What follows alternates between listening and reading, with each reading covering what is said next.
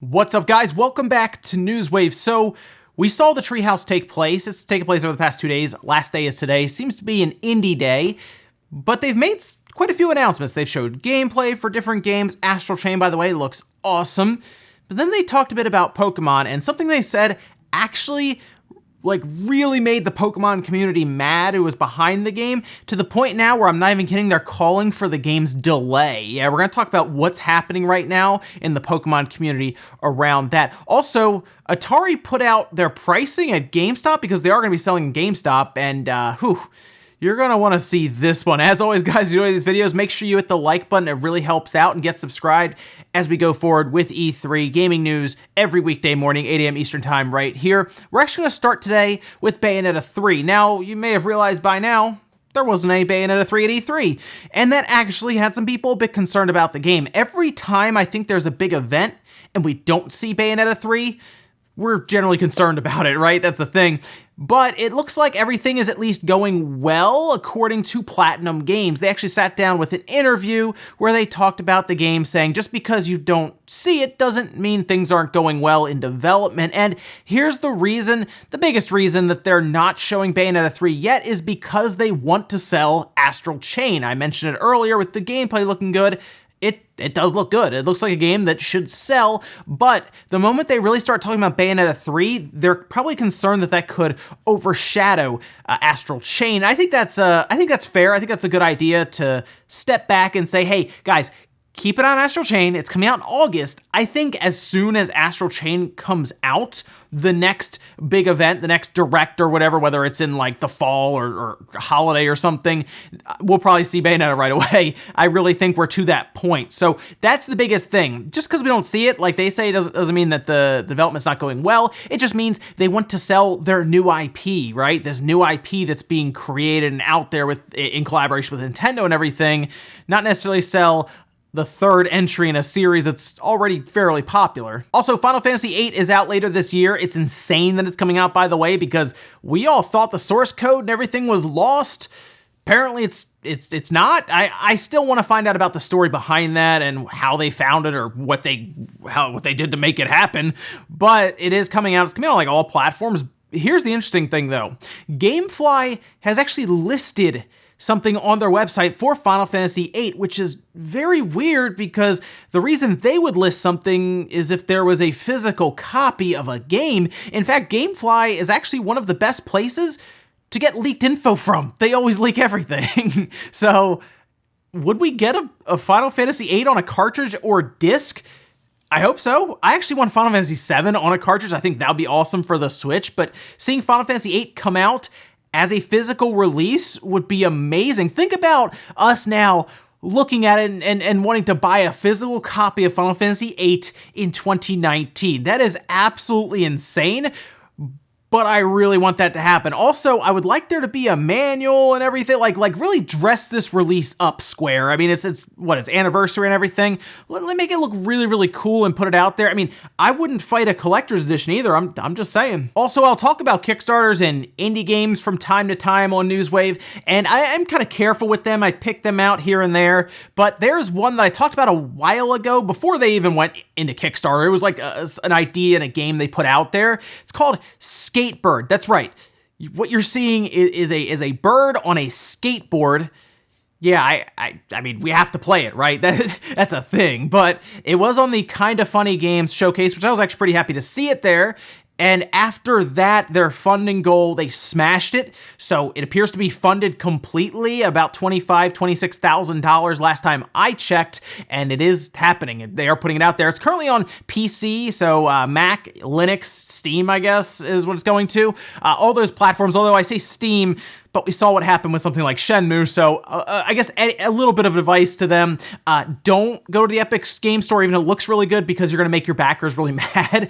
But one thing I will say is they're looking at other platforms, and I think we always know this when we talk about these different indie games. Go to the Switch as soon as you can. There's like no skateboarding games out there, and the Switch, of course, supports indie games pretty heavily, and there's actually an alpha you can try out now that will remain up apparently until the campaign is over, which is about 27 days from now. So hey, go pick up the alpha on your PC and try it out. And guys, some of the quick news out of the way, let's get into the bigger stuff And we're actually gonna start with Pokemon Sword and Shield. Now, of course, this has been a pretty hyped up game for a long time now. I mean, we're talking about like over a year ago when we heard about it, when they first announced Pokemon Let's Go, Pikachu and Eevee. Do you remember they were like, oh, we're working on like a mainline hardcore RPG for holiday 2019. And here we are now, months away from it, right? It's coming out mid-November, very exciting stuff. It looks like it's gonna be really cool on the Switch. But in the Treehouse, they gave us a little bit of information that did not sit well with Pokemon fans. In fact, if you take a look at their subreddit for Pokemon, there's an actual thread that just says Rage Thread Pokemon Home Edition. And you might be wondering why that is. Well, I went ahead and checked in with Austin John Plays about it because I'm not as in tune with the Pokemon community like at all. I played Pokemon Red, Blue, Silver, and then I was out. But I understand it's still very popular and the fandom has grown. So here's what's happening. Now on the Treehouse, Matsuda did talk about how they have a lot of Pokemon, right? There's like 800 of them. So putting them all into Pokemon Sword and Shield would be kind of difficult considering they went back and they reworked some of their animations and balancing issues and everything. So the only Pokemon it seems that you can actually import into the game through, remember, the home app that they have, are ones in the Galar region. So that's kind of a problem considering you might want to go back, to way back when I played Pokemon, I guess, and get Pokemon from like the originals or the up to what I played, it was like 250, I think, or beyond, And that was something you could do before because they had the national decks. And that's why you saw that probably trending on Twitter, hashtag bring back national decks. It's because people are not happy that there will be Pokemon that are pretty much Game Freak picking and choosing who or which Pokemon you can actually bring into the game through that app. And that's kind of an issue. In fact, at this point, the gamers behind Pokemon, they're saying delay the thing. Here's the problem. They're not going to delay Pokemon because, well, they know how much it's going to sell no matter what. I think that's kind of an issue I've had a bit with Game Freak over the years is it always feels like they don't try as hard at Pokemon. I know they have to make the game and that's a lot of work, but something about it feels like they got kind of stagnant and they know they're going to sell 15, 20 million copies no matter what they do. And that's, I think, a bit of an issue with Game Freak, the Pokemon company, and now it almost feels like after that announcement, maybe gamers are starting to really see that with these type of announcements. So here's probably what they should do, because I don't think there's a great solution at this time, because they made up their mind for this like probably a year and a half ago in development. They were like, well, we're not going to do all 800 with the animations. So, and they're talking about balancing in Pokemon. I don't know about that, but I get they're talking about animations for all these Pokemon.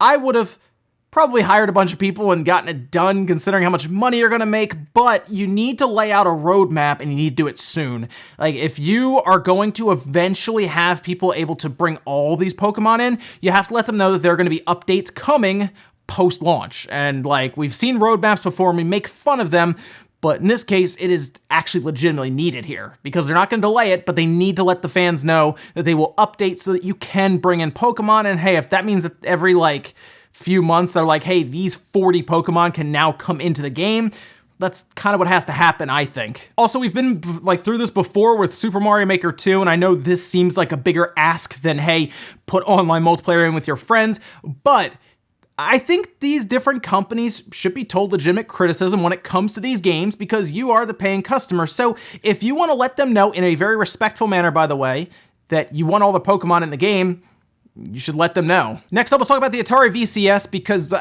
why not, I guess? I don't know. The Atari VCS is making the rounds with E3 going on. It seems like they talked with Fox in an interview that was very tough to watch because they didn't know what they were doing. It was bad. I thought about doing a video on it, we'll see. But they did put out a press release, they sent it out to everyone, and they showed that they're gonna be selling at GameStop and Walmart, and they put out a set of SKUs that appear to be bundles and different makes and revisions of it. Anyway, here's the list of them, and you're not seeing things. The one at the top is $389. They have that shipping in March, by the way, 2020. I, as a backer for like I guess the base model or whatever, has been promised a launch of this holiday, so it's still supposed to be 2019. They've already delayed it once, I know that, like heavily delayed it. But they do have an 8GB model, and then they have a 4GB model. And it is a large difference, I think, in price. The reason the top one is so expensive is because it appears to come with a controller, and then, of course, the single joystick controller they made. That's right, it seems like the 800 and the 400 don't necessarily come with, I guess, the controllers, which is weird. I don't know why you would buy it without a controller, but okay, that $390 is way too much. That's almost a PlayStation 4 Pro. That's a Switch with like 2 games, or a Switch with an SD card and a like Zelda or something really, really good. I don't get this. Here's the other interesting thing though. 4GB of RAM appears to be upgradable. I'm gonna tell you this now. I'm gonna take this thing apart, and I bet you it's literally just using like laptop RAM. I bet you that's what it is. I doubt it'd be soldered to the board. The fact that it says upgradable tells me that I could probably just order my own RAM, drop it in, and that's it. So maybe the 400 or the 4GB, the Atari 400, is the one to get. We'll see. Next up, let's talk about employee crunch in the workplace with video games. It is a very heavily debated topic among gamers, among industry, analysts, everyone. But see, here's the thing. When games come out, generally, they could get kind of pushed up, like right up against that deadline. So what happens is employees end up being in their cubicles for long amounts of time, way longer than you should. Some even sleep under their desks, for example. It's not great. And it definitely wears out developers who make us games, games we really like.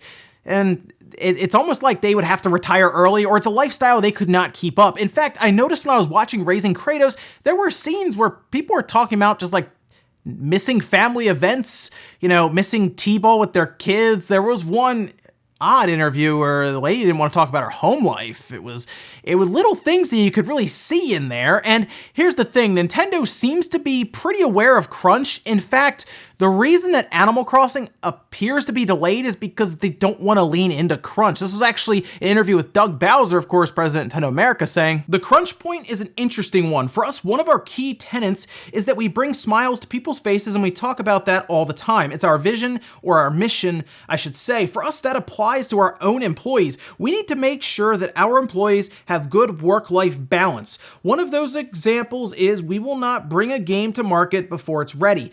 We just talked about one example, in Animal Crossing's delay. It's really important that we have that balance in our world. It's actually something we're proud of. All right, so Activision, Take-Two, they got to read this article. They got to take some notes here, because I think he's absolutely right? Developers should have that work-life balance. And here's the thing. I have a strong feeling Nintendo could have got Animal Crossing out in 2019 if they were willing to pull an Activision, for example, and absolutely force their developers to crunch. We've seen it with like BioWare, EA, and I think they could have done it, but to them, the developers, if they're happy, they're going to make a better game, and if they're happy, they'll be around longer. Don't you want people who are extremely experienced with Animal Crossing, this lineage of Animal Crossing, to be around for the next 2 games rather than this is it, after this they're quitting? I think most people wouldn't. I think most people are willing to sacrifice 4 months of not having Animal Crossing for that delay, because, I mean, let's be honest, some people are still playing the GameCube version because it is that good, because they probably spent a lot of time with happy employees working on it. So I like this approach. I know it's delayed, but I mean, do you really want them to crunch to get it out? I really don't. I'm fine with what's happening here. And our last bit of news, talk about Final Fantasy VII Remake. There's a lot of stuff going around about Final Fantasy VII Remake right now. It is going to be split into multiple parts. Here's the thing, they don't seem to know how many parts it's going to be. Jason Schreier actually talked to producers from Final Fantasy VII Remake, and they don't really seem to know at this point, like, at all. It seems like they're just making games. Basically, here's the way I would look at this. Final Fantasy VII is one big storyline that they are telling in pieces because they want to delve heavily into the lore. And I'm actually okay with that, I mean, that's kind of the way I'm looking at it. Take Mass Effect 1, 2, and 3, jam it all together, call it Mass Effect, and that's kind of the idea, right? They're taking chunks out of the Mass Effect lore just as an example. So that's kind of what I think is happening here. And there are actually a lot of details that have come out. We've actually seen it posted up on Twitter. They actually put it out themselves. This is all information from the producer of it, where they talk about it going much deeper into the world and characters of Final Fantasy VII than ever before.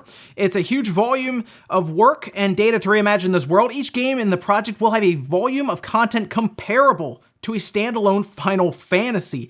That's kind of interesting to think that they'll get that much out of this, because this first game in the project, it takes place in the city of Midgar. So this is apparently going to end when they're leaving Midgar, which isn't that far in.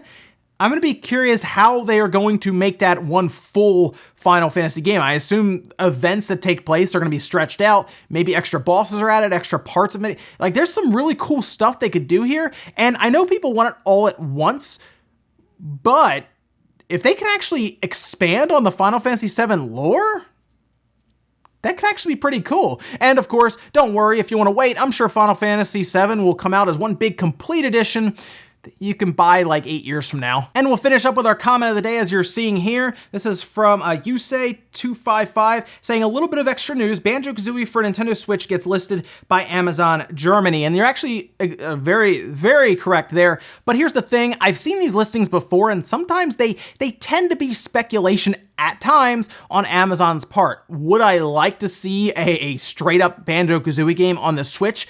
Absolutely. I'd actually be fine if it was like a collection of the originals remastered and put on the Switch. I think that would be awesome. We see the collaboration with Microsoft and Nintendo. I think it's very possible. I also think it's very possible that Amazon Germany may just be putting it up as a placeholder, but I mean, you never know. I mean, could it be announced later this year in like a direct or something? I guess it's possible. We'll just have to wait and see. It just, at this time, I'm not taking that kind of listing as seriously, at least for now. Ladies and gentlemen, that's gonna do it for Newswave. If you enjoyed this video, guys, hit the like button, really helps out. If not, hit the dislike. Leave comments down below about everything we talked about today, whether it is crunch with Animal Crossing. Are you okay with it getting delayed if that means that developers don't have to be in the office for hundreds of hours a week to get it done on time? Also, let me know what you think about what we just talked about, Final Fantasy VII Remake. What do you think about that idea where they're really delving into everything? And then what about the Pokemon situation where fans are not happy and actually calling for it to be delayed?